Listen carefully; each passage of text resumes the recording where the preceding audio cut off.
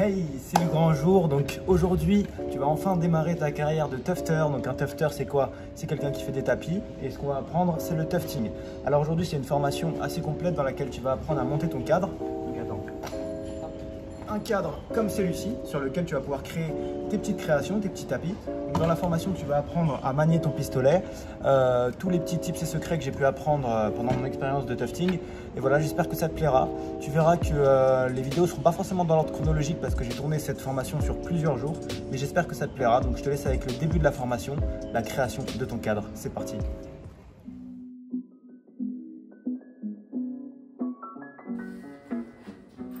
Donc on est parti pour une étape importante. La toute première étape à réaliser lorsque vous allez recevoir votre kit va être de monter votre propre cadre à tapis pour pouvoir faire du coup du tufting. Alors dans ce kit, vous allez retrouver 4 tasseaux de bois, des vis et de quoi fixer le cadre, des serre-joints pour fixer le cadre à la table une fois que nous l'aurons fabriqué, mais pour l'instant on n'a pas besoin de ça tout de suite. Et vous allez devoir vous munir du coup d'une perceuse. Vous pouvez en trouver du coup chez des amis, sauf si vous en avez déjà une, c'est pas mal. Vous pouvez même en louer si vous n'en avez pas, mais voilà, normalement la plupart des gens en ont. Et donc on va commencer tout de suite la fabrication de votre cadre. Comme vous l'avez sûrement remarqué, vos tasseaux de bois sont numérotés de 1 à 3. En fait, ces numéros vont vous permettre durant la fabrication du cadre de vous repérer. Alors on va tout de suite commencer ensemble. Pour la première étape de la fabrication, on va mettre de côté le plus grand des tasseaux, donc de 1 mètre de long. Les 3 autres font 80 cm de long et celui-ci fait 1 mètre de long et on va le mettre de côté parce qu'on n'en a pas besoin tout de suite. La première étape va être de joindre les numéros avec les mêmes numéros, c'est-à-dire, vous allez comprendre, je vais venir prendre un de mes tasseaux que je viens placer au fond et je vais venir récupérer le tasseau numéro 1 que je vais rassembler avec le bout numéro 1 de notre premier tasseau. Le tasseau numéro 2 va venir être fixé au numéro 2. Voilà, donc 2 avec 2, 1 avec 1, et là on est prêt pour commencer. Munissez-vous de ces petites armatures en métal qui vont venir du coup solidifier notre cadre. Il va nous en falloir 2 pour la première étape, une de chaque côté. Alors, une fois que vous êtes dans la même disposition que moi, suivez les mêmes étapes pour ne pas vous emmêler les pinceaux. On va venir récupérer un des 2 tasseaux, peu importe, mais pas toucher le tasseau principal. Donc on prend un des 2 tasseaux des côtés, qu'on va venir récupérer juste ici, et vous allez pouvoir retrouver du coup un marquage sur lequel vous allez devoir placer votre armature en métal et on va venir la fixer tout de suite. Une fois mon armature en métal placée sur le marquage et ne dépassant pas les côtés de notre tasseau, donc ça doit bien être sur le rebord du tasseau, je vais venir le fixer tout de suite. Je vais faire le même processus sur mon deuxième tasseau de bois. Une fois vos 2 armatures en métal placées à l'extrémité de vos bouts de bois, prenez le tasseau restant et assemblez le numéro 1 avec le numéro 1 et le numéro 2 avec le numéro 2. Donc on vient créer un angle droit bien solide en mettant bien au centre l'armature en métal et on vient visser du coup notre armature au tasseau de bois restant et faites attention à bien visser le numéro 1 avec le numéro 1 et le numéro 2 avec le numéro 2. Bravo, vous avez réalisé le plus gros du travail. Maintenant, on va venir assembler notre troisième planche et dernière d'ailleurs.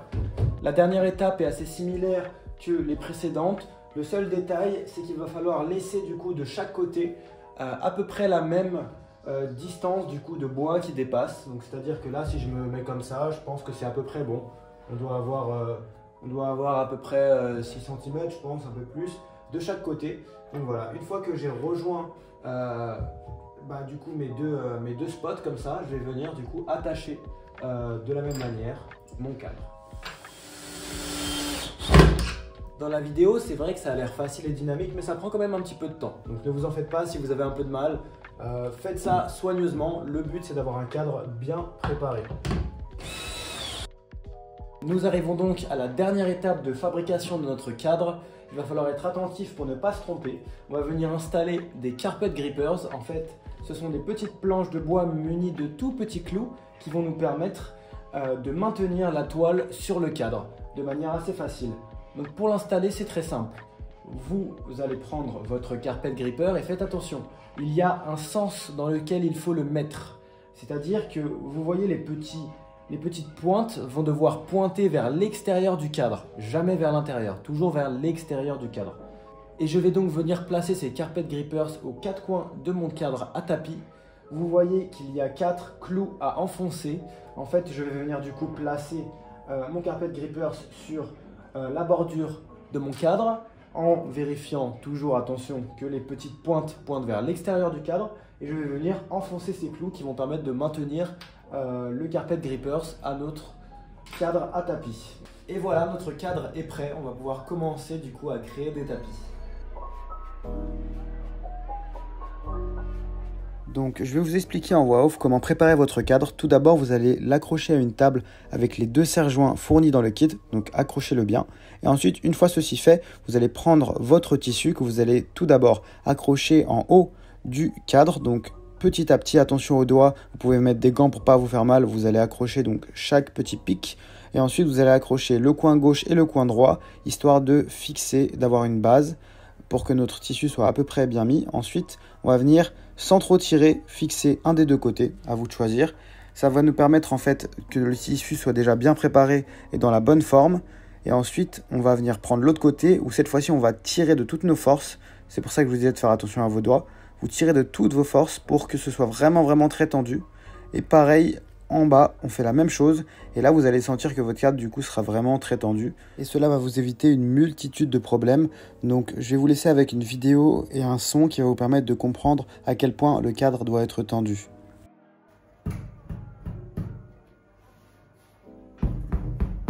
Votre tissu est bien tendu, il est maintenant temps de choisir votre motif. Je vous conseille de prendre un motif simple pour démarrer.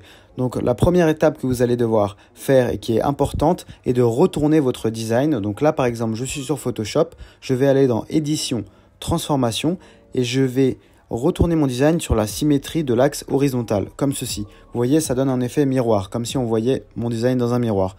En fait, à quoi ça nous sert? C'est parce qu'on vient tracer notre design de l'arrière du tapis, c'est-à-dire qu'on vient travailler le tapis depuis l'arrière et qui va apparaître de l'autre côté. Donc en fait, si je ne retournais pas mon tapis, il serait à l'envers à la fin. Avec un feutre, tracez uniquement les contours des couleurs de votre motif, comme ceci ici présent, et ça va vous permettre en fait de venir savoir les zones que vous allez devoir remplir avec vos laines de couleurs. Donc par exemple, si j'ai des formes géométriques comme présent sur ce design, je détourne mes couleurs que je vais pouvoir ensuite remplir avec mon pistolet à tufter. Un conseil, prenez le temps de dessiner comme il faut et référez-vous souvent au dessin lorsque vous allez passer à la partie pratique pour ne pas vous tromper au niveau des couleurs et que tout soit parfait. Donc là, on va directement passer à l'étape du maniement du pistolet et de la préparation. C'est parti pour l'étape du tufting gun. Donc je vais vous présenter très rapidement, vous montrer comment l'utiliser, puis vous parler des différents problèmes que vous pouvez rencontrer. Donc tout d'abord, vous avez une molette pour augmenter la vitesse du pistolet. La gâchette vous permet de l'actionner et le bouton de l'allumer. Donc voilà, une fois allumé, ce que ça donne. Si j'augmente ma molette, il va tourner plus vite. Mais ça, ce sera plus quand vous êtes plus expérimenté. Je vous conseille, vu qu'il est tout neuf, de vous fournir de lubrifiant à métaux pour pouvoir le lubrifier un peu partout. Donc à chaque mécanisme comme ça, le ciseau, etc. Si jamais votre petite barre en métal est décalée, il vous suffit de la remettre en place et de la revisser. Voilà, c'est important qu'elle soit bien alignée. En tout cas, aucune inquiétude à avoir, votre pistolet sera déjà bien paramétré quand vous allez le recevoir. Donc on va directement créer notre première pelote. Vous allez donc venir prendre votre enrouleur de pelote et vous allez venir le préparer. Donc vous le sortez de son carton, vous prenez ensuite le tube en plastique que vous allez venir clipser dans le trou, puis hop, un petit tour et il est fixé, c'est parfait, il tourne parfaitement. Ensuite, vous allez venir prendre la tige et la dévisser pour faire un écart suffisant pour l'attacher à votre table, un peu comme les serre-joints. Et ensuite, vous revissez bien pour que ce soit bien stable comme ceci. Ensuite, il va falloir 2 pelotes basiques, donc que vous avez acheté du coup en mercerie, et vous les prenez, vous les joignez ensemble, donc les 2 fils des pelotes jointes ensemble, vous passez dans le petit anneau et vous allez ensuite venir fixer vos fils dans le petit trou restant, et là vos pelotes sont prêtes à être enroulées. Comme vous avez vu, j'ai pris 2 pelotes différentes que je viens joindre ensemble. En fait, ça nous permet d'avoir un tapis plus fourni à la fin, et donc là je viens tourner jusqu'à terminer ma pelote que je viens sortir comme ceci. Faire des pelotes comme ceci, en fait, ça aide à avoir une pelote qui se déroule plus facilement, comme ça le pistolet va pouvoir puiser dedans sans souci. Et donc, une fois vos pelotes prêtes, vous pouvez directement passer à l'étape suivante. Vous prenez un petit bout de tissu, voilà, vous voyez le petit fil blanc, je viens faire une boucle avec et en fait, ça va me permettre de faire rentrer ma laine dans mon pistolet plus facilement. Donc voilà, vous prenez votre bout de tissu blanc, vous le rentrez dans le premier trou, le premier petit anneau comme ceci, et ensuite vous allez devoir rentrer dans le deuxième qui est un peu plus compliqué. C'est pour ça qu'on a fait une boucle avec le fil blanc, parce que voilà, vous voyez, c'est tout petit, donc ça vous permet de rentrer comme un passe-fil en fait de couture. Vous pouvez rentrer directement comme ça, sans souci, votre laine. Et une fois votre laine rentrée, votre pistolet sera prêt à rentrer en action. Donc voilà, on vérifie qu'il n'y a aucun nœud, que tout se déroule bien, et c'est parfait. On peut directement commencer. Donc vous allez pouvoir commencer directement l'étape de création de votre tapis. Une fois votre dessin dessiné, vous allez pouvoir du coup venir tracer vos lignes à l'aide de votre pistolet comme ceci.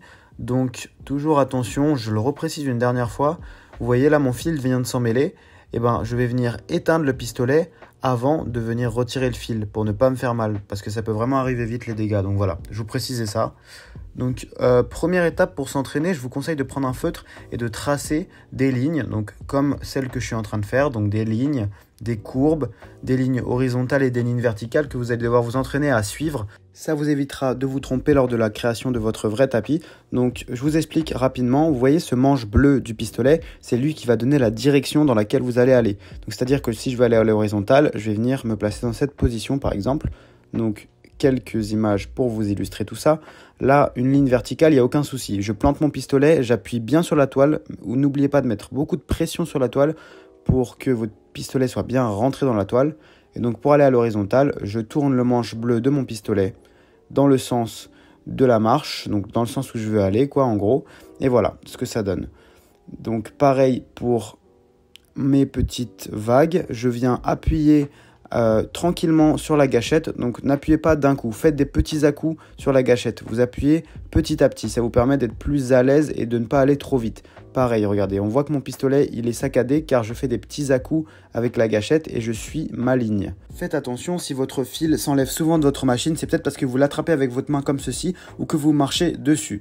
Donc voilà, étape suivante que je vais vous expliquer, assez importante, c'est que ces deux barres en métal que vous voyez juste ici, les deux barres en métal doivent être appuyées contre le tissu et vraiment être collées, tout le temps collées contre votre tissu. Sinon, vous allez pouvoir faire des trous dans votre toile et rendre votre tapis inutilisable et donc devoir tout recommencer à zéro. Peu importe le mouvement que vous êtes en train de faire, que ce soit à la verticale ou à l'horizontale, veillez à toujours avoir le pistolet bien collé à la toile. C'est pour ça qu'elle doit être bien tendue. Si jamais elle bouge trop, vous pouvez rajouter une cale derrière votre cadre pour qu'il ne bouge plus du tout. Donc par exemple, voilà, vous allez peut-être avoir tendance à faire ça. C'est-à-dire que vous levez le pistolet au lieu de le laisser bien appuyé. Donc ça, c'est à ne pas faire. Pareil, si vous faites une courbe comme ça, n'allez pas jusqu'au bout, par exemple, pour faire un cercle. Faites-le en deux fois. Donc commencez, faites la moitié du cercle, comme ceci, par petits à-coups, puis l'autre partie. En fait, ça vous évite d'être dans des positions pas très agréables. Donc vraiment, faites en sorte que ce soit le plus confortable possible sans être crispé. Réglez le pistolet selon votre aisance et le pistolet doit toujours être en mouvement, jamais sur place au même endroit, toujours en mouvement. Par exemple, imaginons que vous avez raté un trait, vous pouvez le retirer directement comme ça, n'hésitez pas, vous pouvez tirer hop votre fil et il partira. Par contre, vous voyez, il va falloir ensuite avec votre ongle remettre en place la fibre pour que vous puissiez repasser au même endroit sans faire de trou. Donc voilà, maintenant que vous êtes un peu à l'aise et que vous êtes bien entraîné, vous pouvez commencer directement à faire votre design. Donc vous allez commencer par les contours. Donc selon votre design, vous en aurez plus ou moins.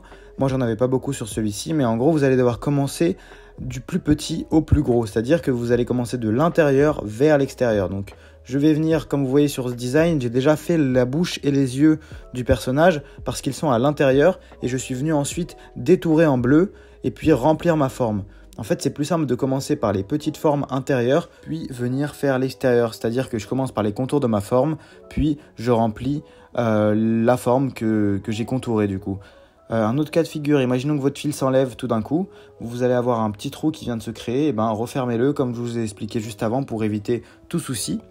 Autre chose, imaginons que vous faites des lignes pas côte à côte ou des formes pas forcément droites, ce n'est pas grave parce que ça ne se verra pas de l'autre côté. Si vos lignes ne sont pas assez collées, repassez par-dessus plusieurs fois, etc. et ça ne se verra pas.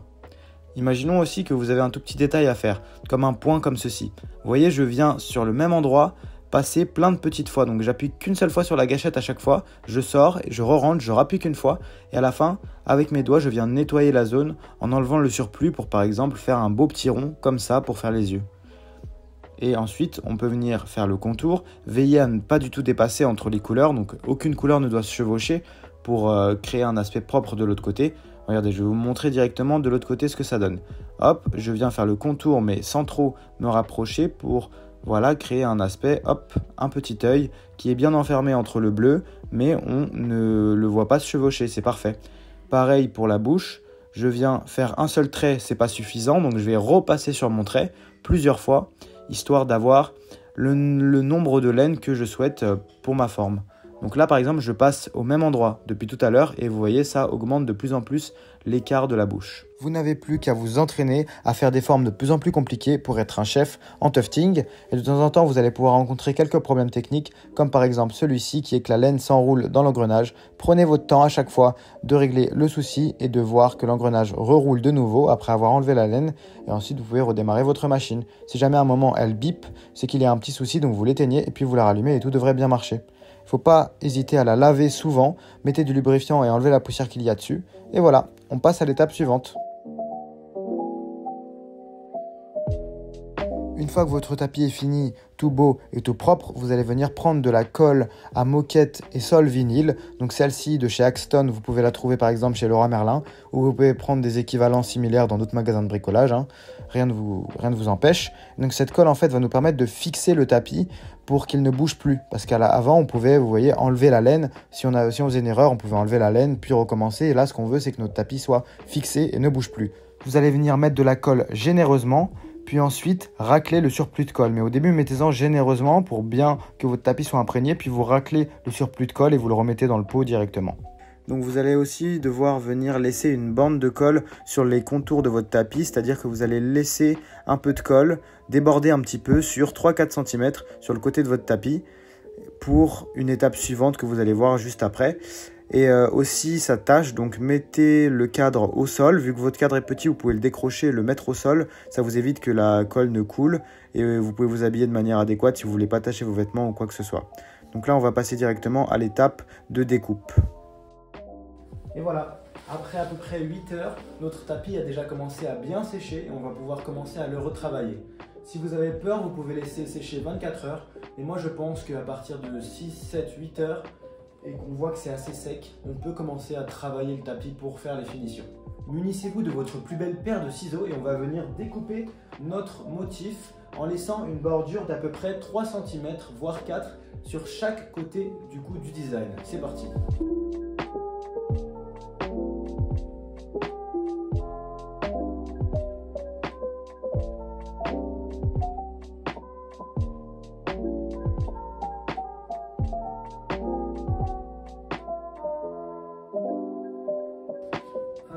Et voilà, hop, nous avons notre tapis pré-découpé, voilà, et on va s'occuper de le rendre tout beau, tout propre pour que il paraisse professionnel et de bonne qualité, qu'on puisse marcher dessus, le mettre dans notre maison. Mais là, on a bien avancé. Maintenant, c'est l'étape assez physique des finitions. Donc tout d'abord, on va commencer par découper les angles de notre design, vous allez comprendre.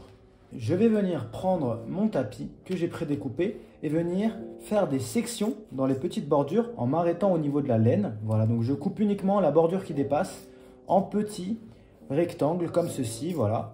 Ça devrait vous donner ça, voilà, des petites sections. Et lorsqu'on arrive au niveau d'une courbe, on va venir couper en plusieurs petites parties pour pouvoir replier le tout à la fin.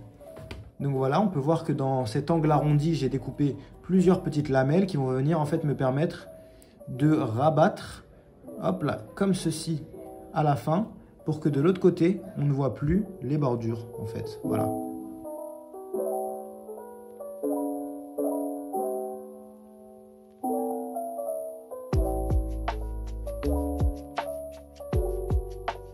Donc là, on passe sur une étape assez importante, le backing. Donc le principe va être de venir appliquer un tissu pour cacher du coup toute cette partie de colle qu'on a mis pour créer un aspect professionnel. Donc là on est en train de faire la finition, donc l'arrière du tapis. Alors je vais venir prendre un tissu, donc on peut utiliser pas mal de choses. J'utilisais à un moment de la toile de jute, ça c'est un genre de tissu assez solide, mais voilà.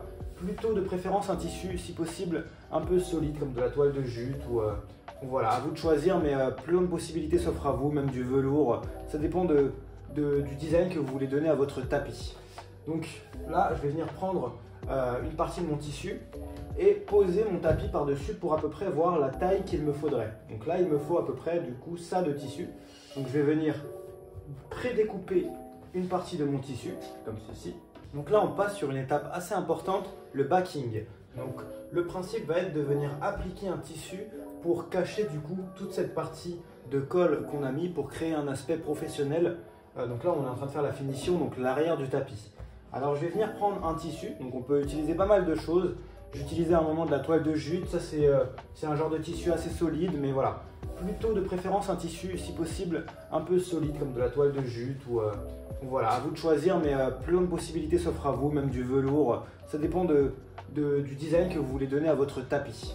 Donc là je vais venir prendre une partie de mon tissu et poser mon tapis par-dessus pour à peu près voir la taille qu'il me faudrait. Donc là il me faut à peu près du coup ça de tissu. Donc je vais venir pré-découper une partie de mon tissu comme ceci. Voilà. Tac tac tac tac tac. Pour avoir en fait le bon format que je vais appliquer ensuite au dos du tapis. Voilà, c'est fait. Parfait. Donc là j'ai mon tapis. Voilà, qui est juste ici. Je vais le positionner comme ceci et je vais venir appliquer par-dessus mon tissu. Voilà. Et j'essaye que ça ne me dépasse pas. Je vais venir, hop, bien appuyer. Et ensuite, j'appuie un petit peu pour que le tissu se colle un petit peu. Ça, c'est juste la première étape pour que ça ne bouge plus et qu'on soit fixé. Et ensuite, j'arrive, je reviens, je vais chercher mon pistolet à colle.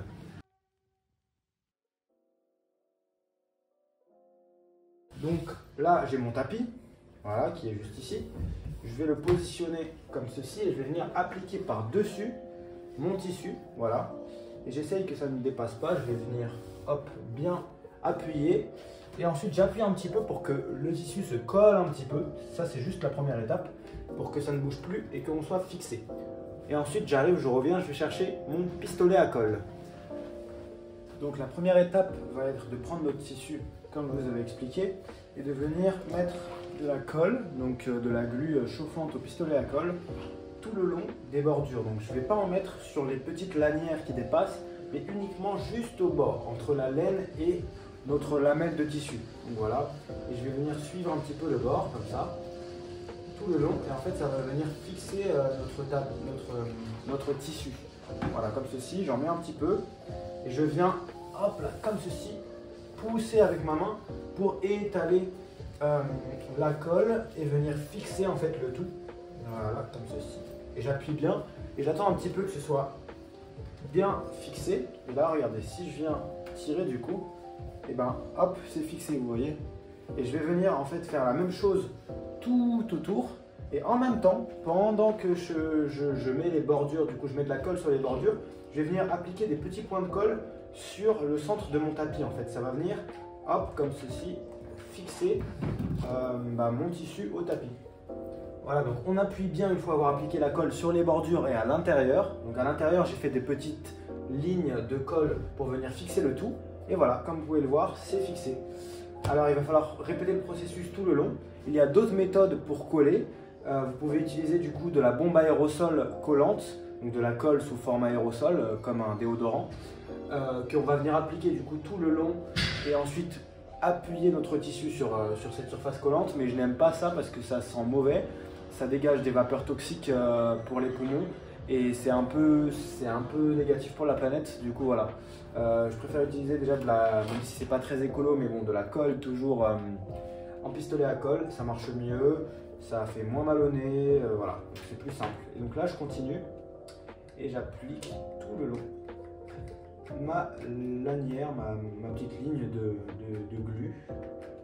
Et je vais en appliquer aussi, je vais en mettre un petit peu à l'intérieur, comme ceci, pour que le tout soit bien fixé.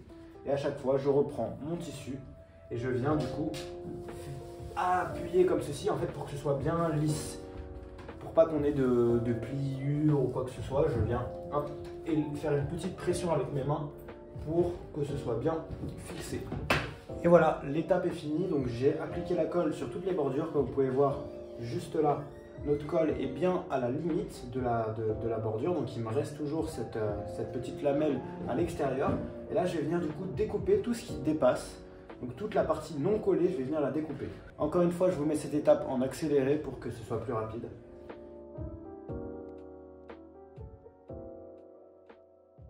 Donc nous arrivons à l'avant-dernière étape de fabrication de notre tapis et c'est le rabattement des bordures. Donc en fait, on va venir prendre ces petites lamelles sur lesquelles on va appliquer un petit peu, encore une fois, de colle chaude, de pistolet à colle. Voilà, j'en mets un petit peu comme ceci. Hop. Et je vais venir attraper ma lamelle que je vais rabattre hop, vers l'intérieur et en n'hésitant pas à tirer, hop, je tire bien comme ceci et j'appuie pour que la colle se fixe bien. Et en fait, je dois voir apparaître ma laine. En fait, ma laine va venir apparaître sur les côtés. Et pourquoi c'est important de tirer très fort? Tout simplement parce que ça nous donne un effet recourbé sur les côtés qui va cacher du coup toutes nos finitions. Une fois que le tapis sera bien rasé, eh ben, ce sera très propre et on ne verra rien en fait. Voilà, notre tapis sera totalement très clean sur les côtés. Voilà, grâce à cette petite bordure qu'on va venir ramener sur le côté pour créer cet aspect du coup très joli. Je m'occupe de terminer toutes les finitions et on se retrouve juste après. Nous sommes donc à la dernière étape de finition avant le rasage. Donc c'est une étape facultative mais qui est mieux pour créer un aspect vraiment professionnel au tapis. Donc en fait, l'arrière du tapis, dans tous les cas, vous ne le verrez jamais. Donc le faire joli, c'est uniquement pour les yeux. Mais après, ça peut aider si vous voulez offrir un cadeau, c'est mieux que ce soit plus joli. Donc en fait, le principe, ça va être qu'on va venir appliquer une bande pour cacher toute notre lamelle qui est juste ici, qu'on est venu rabattre juste avant. Donc vous pouvez utiliser différents types de bandes. Moi, je préfère des bandes en élastique en fait, parce que en fait, on peut venir, vous voyez, les changer de forme et c'est plus simple si je dois par exemple venir, hop, excusez-moi, suivre ma courbe par exemple. Donc je vais venir appliquer cette bande en élastique et je vais vous expliquer comment faire et où vous pouvez en trouver aussi. Donc vous pouvez appliquer des bandes de différentes tailles. Par exemple, si on veut uniquement cacher la jointure, on va pouvoir appliquer comme ça, ce qui fait déjà un truc plus professionnel. Voilà, on peut prendre une grosse bande qui va venir cacher du coup toute notre partie collée juste ici. Voilà, donc la bande cacherait à peu près tout ça. Moi aujourd'hui, je vais juste cacher la jointure. C'est plus simple pour moi parce que j'ai cette bande aujourd'hui avec moi et je vais vous expliquer comment faire. Donc alors, j'utilise aujourd'hui une bande élastique comme vous pouvez voir. Ça se trouve en mercerie ou sur des merceries en ligne sur internet. Et en fait, une mercerie, c'est là où vous allez pouvoir acheter votre laine. Vous allez pouvoir acheter tout type de matériaux de couture, créatifs, etc., textiles. Et donc, c'est ici que vous allez pouvoir vous fournir excusez-moi, en bande élastique ou toute autre bande de finition. Pourquoi je vous conseille cette bande élastique? Tout simplement parce qu'elle va pouvoir venir, regardez, se fixer dans différents angles, c'est-à-dire qu'elle peut suivre en fait, elle peut suivre les courbes et ça, c'est facile quand vous avez des tapis du coup de différentes formes de suivre votre courbe de tapis.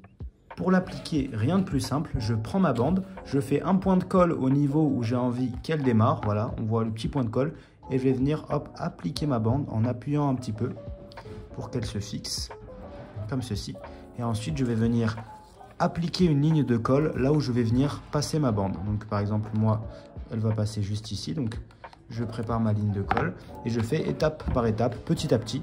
Je viens hop appliquer, alors hop, comme ceci en fait, je viens poser ma bande sur la ligne de colle que je viens de faire et voici. Et on va répéter l'opération tout le long de notre bordure. C'est parti.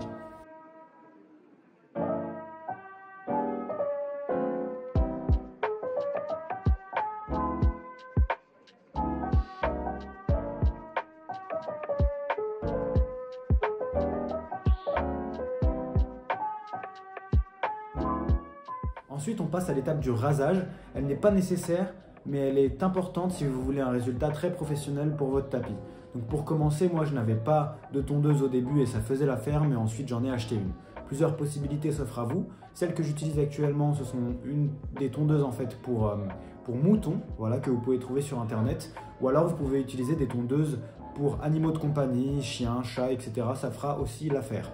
Si vous décidez de raser votre tapis, je vous conseille de vous entraîner d'abord sur un tapis d'entraînement car c'est une manipulation qui peut ruiner tout votre tapis une fois qu'il est terminé. Donc il faut faire attention, entraînez-vous. Et puis ensuite, il suffit du coup de passer de manière petit à petit, de plus en plus fort sur le tapis pour du coup avoir la longueur de poil que vous voulez pour votre tapis. Et ça va permettre de révéler beaucoup mieux les traits de votre tapis. C'est-à-dire que de base, il a un aspect un peu plus primitif avec des petits fils qui sortent de partout. Et le fait de le raser, ça le rend vraiment, j'ai envie de dire un petit peu industriel, mais après, il est beaucoup plus net. Voilà. Une fois rasé, voici le résultat. On peut voir que l'écriture est très très nette. J'ai aussi coupé les bords au ciseau pour apporter plus de précision sur les bords de mon tapis. On peut voir que l'autre côté aussi est très très clean, voilà, donc tout est très joli. Et là, vous n'avez plus qu'à l'incorporer dans une déco, l'offrir à un ami ou le vendre en fonction de vos envies et repartir faire un autre tapis parce qu'on ne s'arrête pas, on continue. Voilà, donc là, vous êtes à peu près arrivé à l'étape finale de production d'un tapis. Grâce à cette vidéo, vous pouvez vous entraîner et revenir petit à petit sur les différentes étapes et les différents tips que j'ai pu vous fournir. Je vais vous faire un petit room tour de l'atelier dans lequel je fais mes tapis pour terminer, voilà, pour vous montrer un petit peu le tout. Et j'espère que cette formation vous a plu. Merci encore d'avoir fait confiance à Groundor Lab, du coup, ma société, pour vous fournir dans tout ce qui est tufting, etc. Vous pouvez retrouver encore plein de produits sur le site, suivre l'actualité, nous envoyer aussi avec le hashtag Groundor Lab vos productions ou nous envoyer par DM sur Instagram. Voilà. Donc merci beaucoup et je vous souhaite une bonne continuation et j'espère que vous allez faire de très très jolis tapis et j'ai hâte de les voir. Bye.